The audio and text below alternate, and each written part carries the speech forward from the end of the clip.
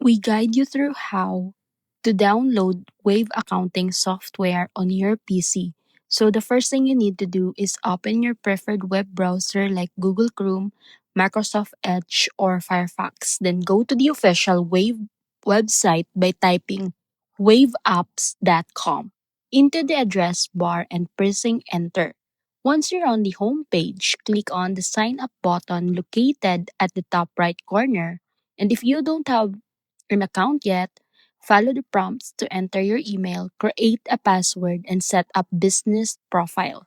If you already have an account, simply click login and enter your credentials.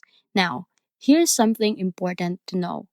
Wave is a cloud-based accounting software, which means you don't actually need to download a traditional program onto your PC because it runs directly from your web browser, giving you instant access anytime without taking up storage space.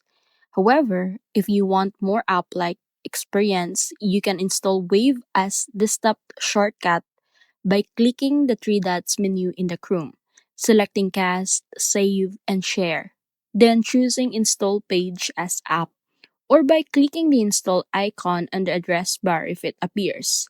After installing, you can launch Wave straight from your desktop just like regular software.